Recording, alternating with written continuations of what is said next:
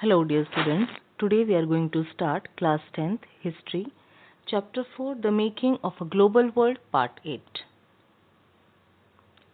Students, in this part we will cover introduction, the early post-war years, decolonization and independence, end of Bretton Woods Agreement and globalization.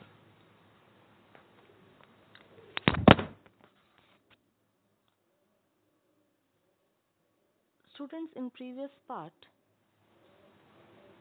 we discussed about rebuilding of a world economy, the post-war era.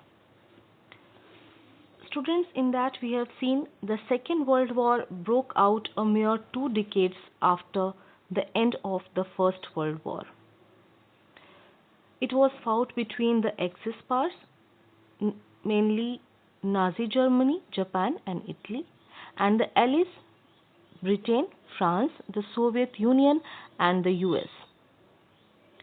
Students, in that war there was a great destruction of life and property. At least 60 million people, or about 3% of the world's 1939 population, are believed to have been killed directly or indirectly as a result of the war. Millions more were injured. Students, it was not the war in that only the countries those were involved only they were affected. The countries those they were not involved in that, they were also affected indirectly because of this war, because that time was the time of globalization.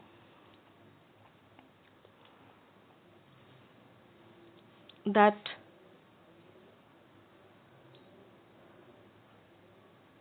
we will see here, vast parts of Europe and Asia were devastated and several cities were destroyed by aerial bombardment or relentless artillery attacks. There was immense amount of economic devastation and social disruption. Reconstruction promised to be long and difficult. It was very difficult to do the recovery after the Second World War.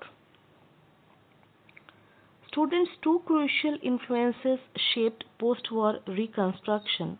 The first was the US emergence as the dominant economic, political, and military power in the Western world. The second was the dominance of Soviet Union. It had made huge sacrifices to defeat Nazi Germany and transformed itself from a backward agricultural country into a world power during the very years when the capitalist world was trapped in the Great Depression. Students, because of Second World War, two major powers emerged. One was US and the another was Soviet Union. Then we have seen the post-war settlement and the Bretton Woods institutions.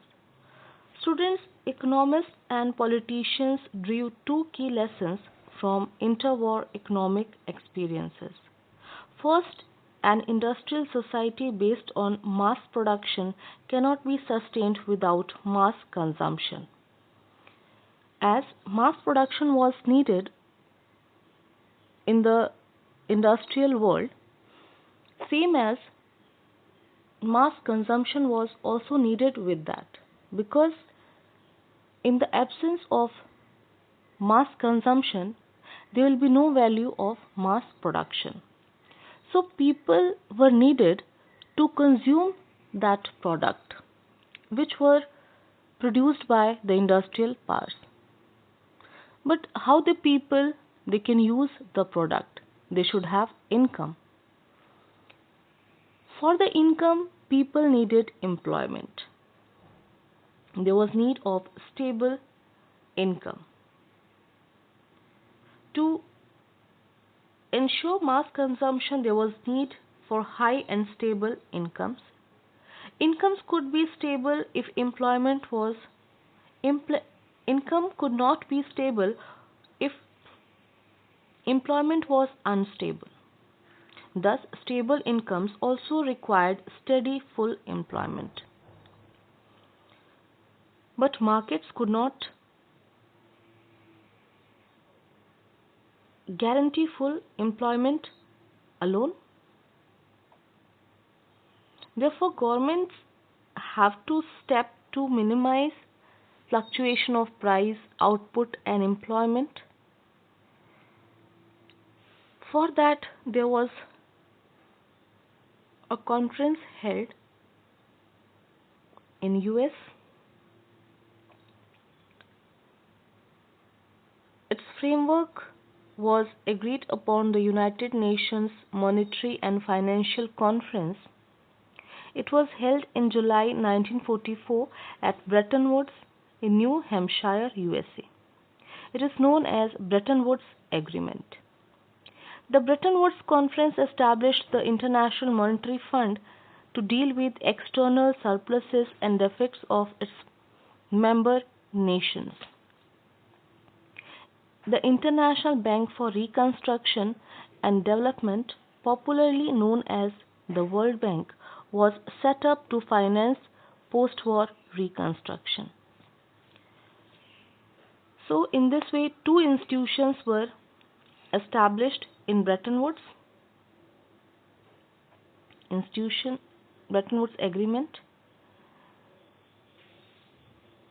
The IMF and World Bank are referred to as the Bretton Woods institutions or sometimes the Bretton Woods twins. Students, the Bretton Woods system was based on fixed exchange rates. The US has an effective right of veto over key IMF and World Bank decisions. As I told, it was based on fixed exchange rates. In this system, national currencies, for example, the Indian rupee, were pegged to the dollar at a fixed exchange rate. The dollar itself was anchored to gold at a fixed price of $35 per ounce of gold. Let us start today's content. The early post-war years. Students, let us see what was the situation when Bretton Woods started working. The Bretton Woods system inaugurated era of unprecedented growth of trade and incomes for Western industrial nations and Japan. It caused good profit to Western nations and Japan. Unprecedented growth that never happened before. That kind of growth was started by Bretton Woods system. But it was mainly for Western industrial nations and Japan. World trade grew annually at over 8% between 1950 and 1970, and incomes at nearly 5%. The growth was also mostly stable without large fluctuations. For much of this period, the unemployment rate, for example, averaged less than 5% in most industrial countries. Students, as income increased, the employment was not generated in the same pace. Now, some other changes also took place. These decades also saw the worldwide spread of technology and enterprise. Developing countries were in a hurry to catch up with the advanced industrial countries. Therefore, they invested vast amounts of capital importing industrial plant and equipment featuring modern technology.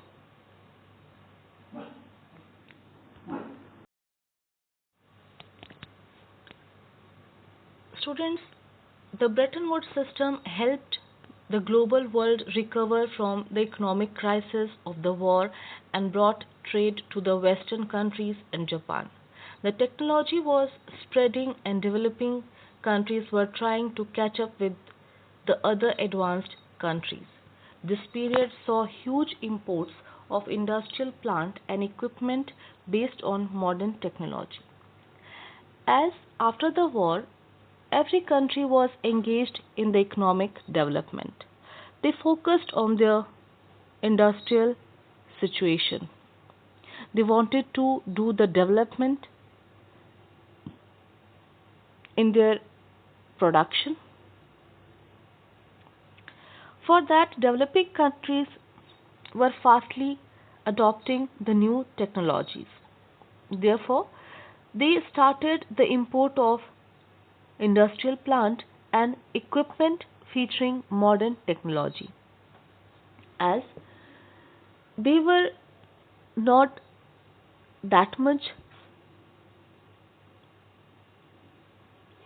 they were not having that much sophisticated machineries, so they started the import of advanced machines to their industries, that is to increase the production of them and improve their economic condition.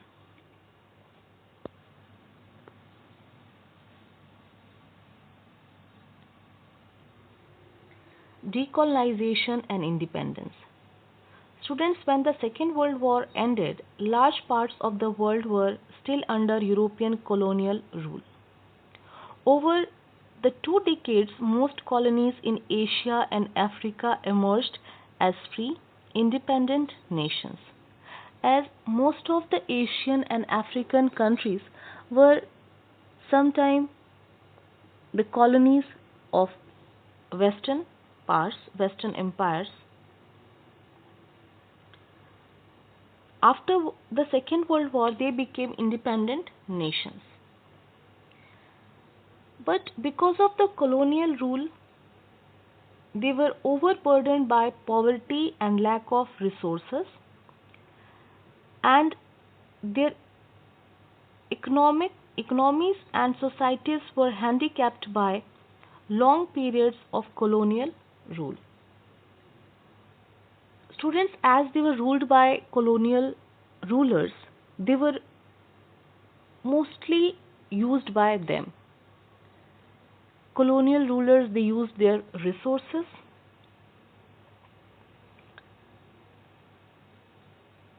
Because of that, they faced economic problems, social problems.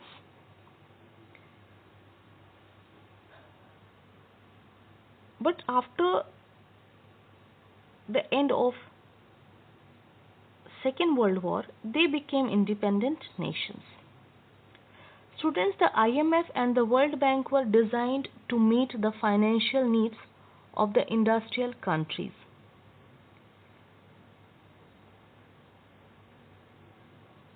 They were not equipped to cope up with the challenge of poverty and lack of development in the former colonies.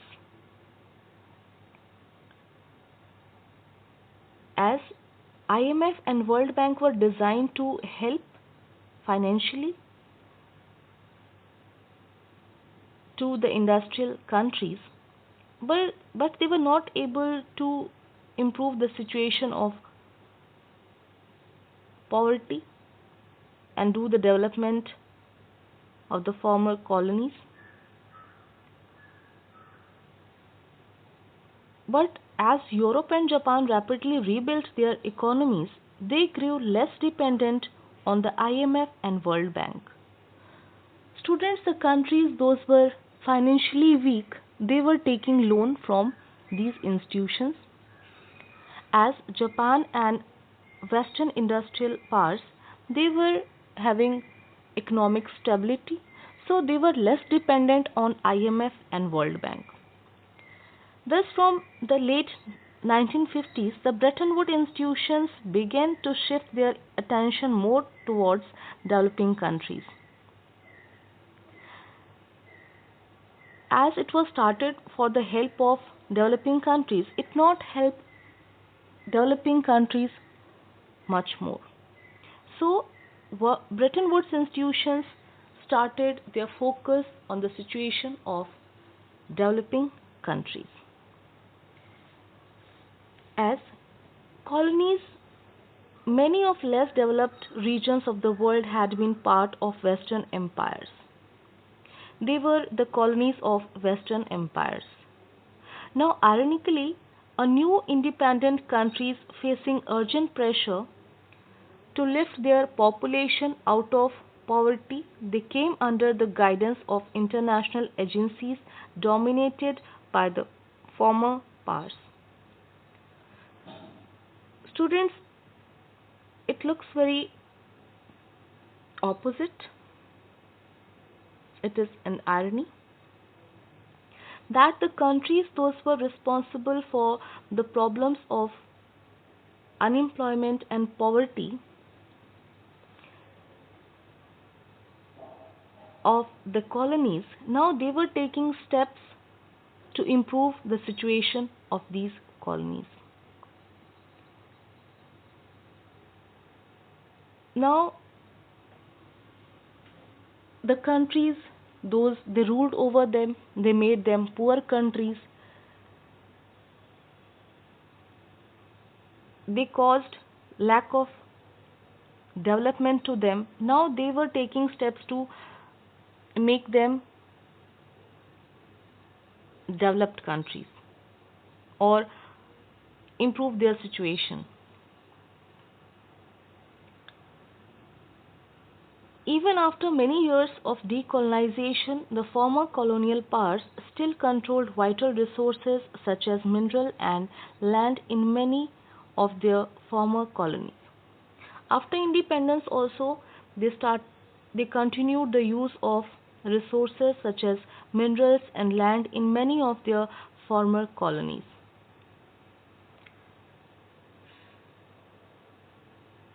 Students, after this,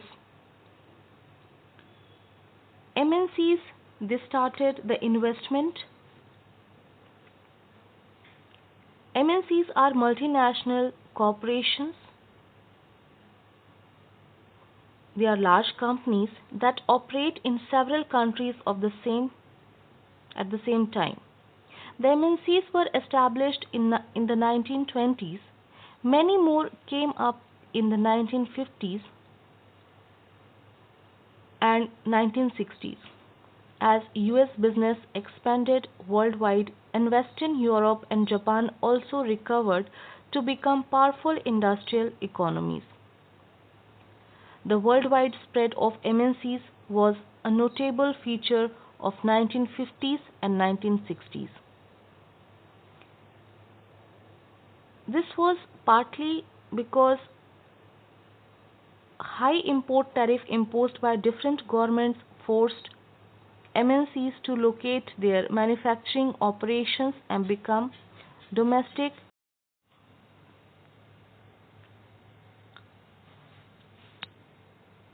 After Second World War, the MNCs they started their production in different countries. Large corporations of other powerful countries, for example, the US also often managed to secure rights to exploit developing countries' natural resources very cheaply. As developed countries were getting raw material from developing countries at cheap rate. Because of fixed exchange rates, the currencies of other countries were pegged to dollar and their value was fixed. They were not getting profit as per demand and supply. Let us once recall the post war period also saw a lot of colonies in Asia and Africa emerge as independent countries. However, they were poverty stricken due to long periods of colonial rule. Once Britain and Japan rebuilt their economies, the IMF and World Bank shifted their focus on these former colonies. International agencies stepped in to help these countries lift their populations out of poverty. However, these agencies were controlled by former colonial powers and they still had a stake in the vital resources of the former colonies. Also, large corporations of powerful countries like the US managed to secure rights to exploit the natural resources of the developing countries at cheap prices.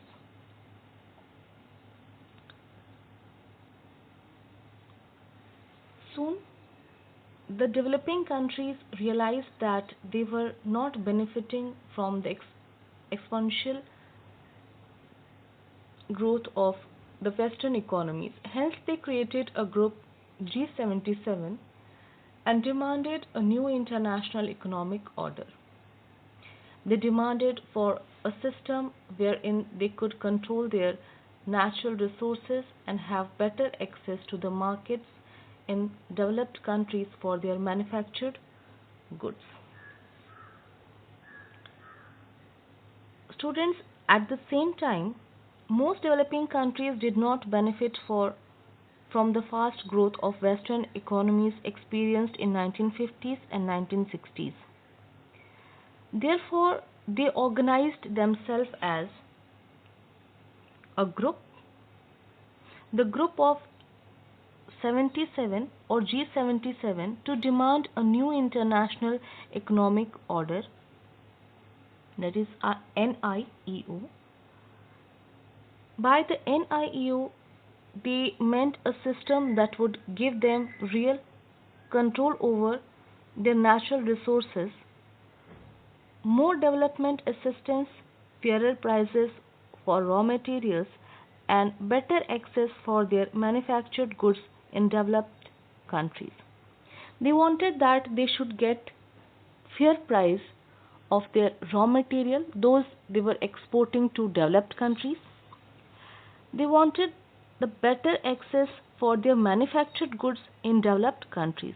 As developed countries, they were using tariff to save the local market. So there was less demand of the manufactured goods.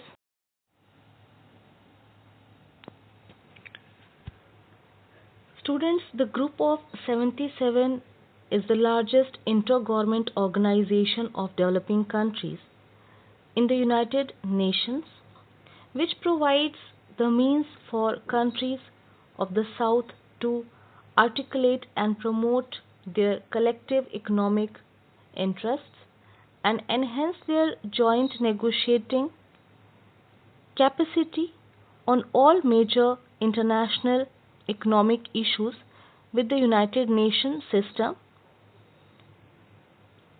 and promote South cooperation for development. Students, 77 developing countries, they made their group and they were known as G77. They made a group that is to get fairer prices for raw material and better access for their manufactured goods in developed countries.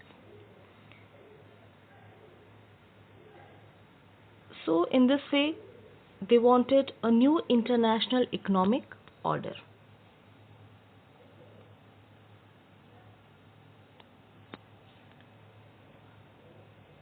Students, as we have seen, the group of 77 at the United Nations is a coalition of 134 developing countries designed to promote its members' collective economic interests and create an enhanced joint negotiating capacity in the United Nations.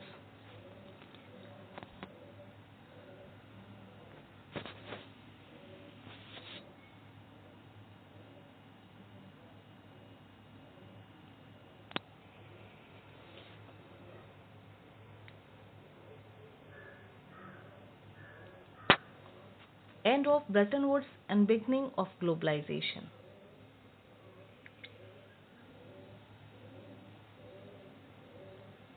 Students, despite years of stable and rapid growth, not all was well in this post war world. From the 1960s, the rising cost of this overseas involvement weakened the US finances and competitive strength. The US dollar now no longer commanded confidence in the world's principal currency. It could not remain its value in relation to gold, as it was its value was anchored to gold at fixed price of $35 per ounce of gold, but later it could not maintain its value in relation to gold.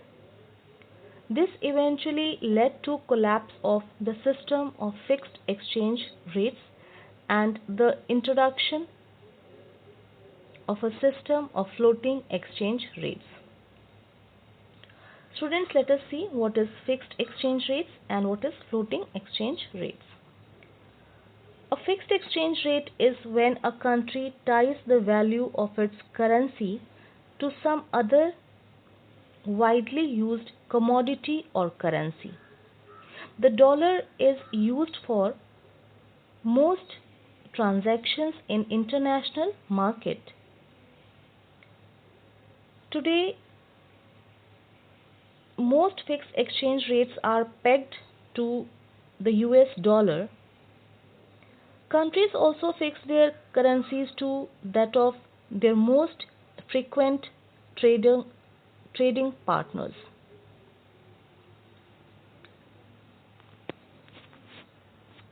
What is floating exchange rates?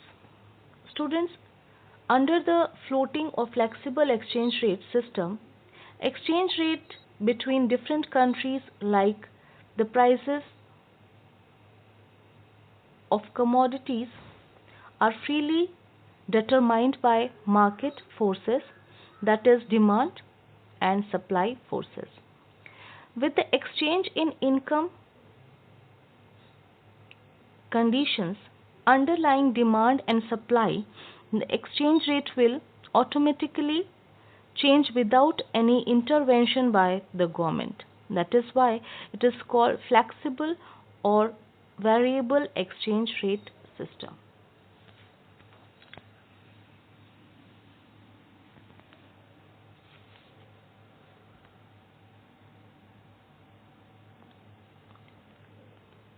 Students, from the mid 1970s, the international financial system also changed in important ways.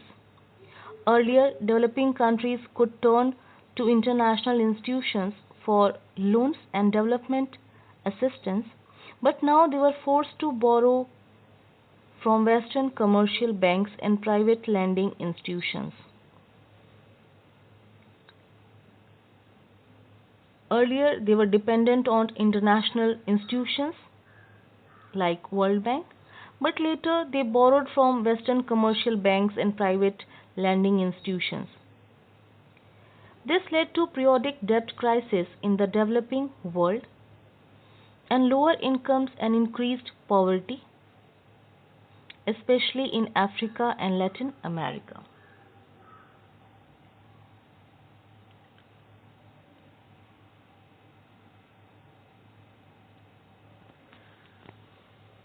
Students, the industrial world was also hit by unemployment that began rising from the mid 1970s as remained high until the early 1990s. From the late 1970s, MNCs also began to shift production operations in low-wage Asian countries. As MNCs are multinational corporations, they're having their branches in different countries. They focused on the location where they were getting cheap laborers and resources so that they can make good profit.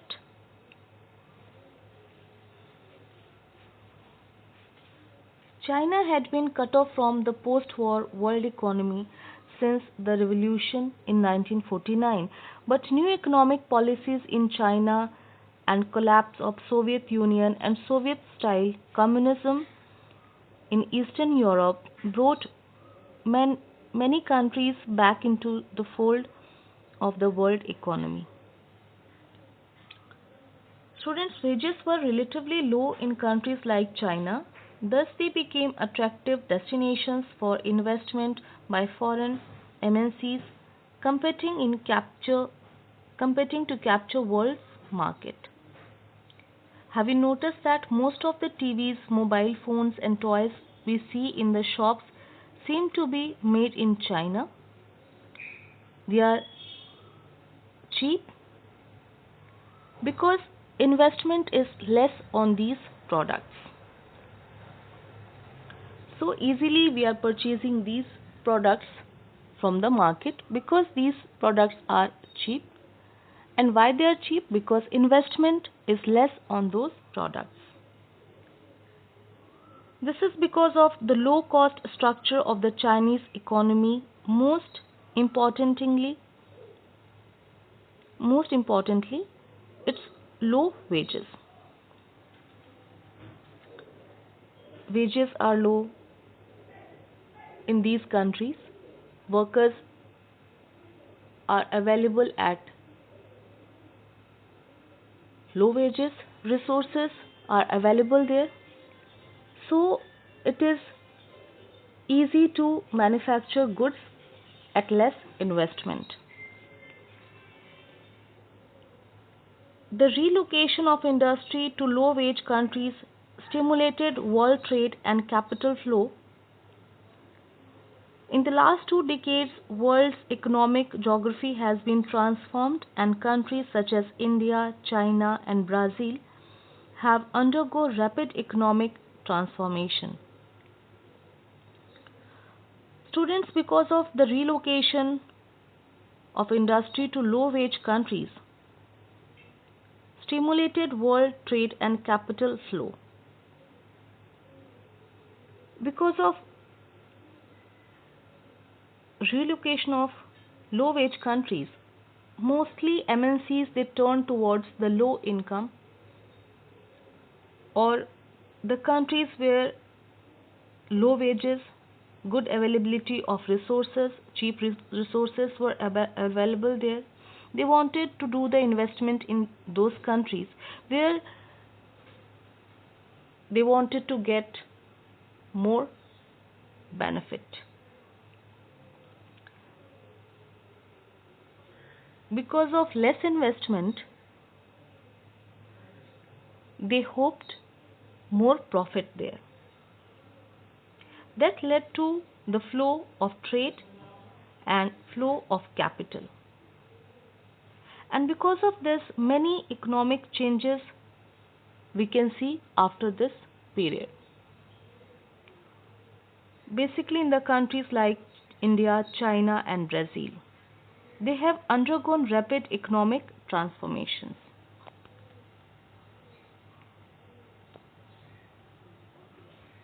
Let us once recall China had been cut off from the world economy since its revolution of 1949. China began to follow new economic policies and came back into the fold of world economy. Collapse of the Soviet Union and that of Soviet style communism in many Eastern European countries brought many countries into the fold of world economy. Wages were quite low in countries like China, India, Brazil, Philippines, Malaysia, etc. These countries became preferred sourcing destinations for many MNCs. India has also emerged as the most preferred hub for business process outsourcing. Students, once India was also used by the MNCs. In the last 2 decades, many third world countries have grown at a rapid pace in India. China and Brazil are their leading examples. In the last test your progress. Students, some questions are given here. Try to answer these to check your understanding. These questions are: how does a multilateral system work? Briefly explain in the two key lessons which economists and politicians draw out from the interwar economic experience. What was the main what was the aim of post-war international economic system?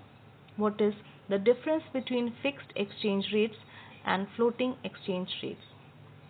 Why did Bretton Woods institutions begin to shift its attention more towards developing countries?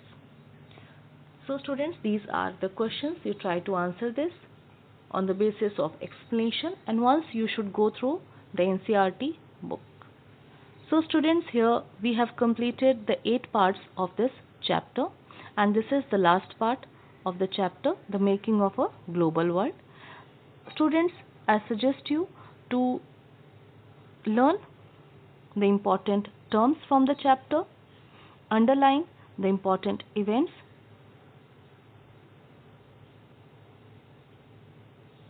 You should learn dates also, because in history dates are also very important.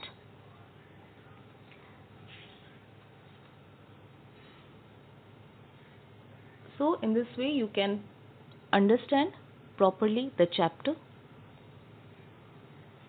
Thank you.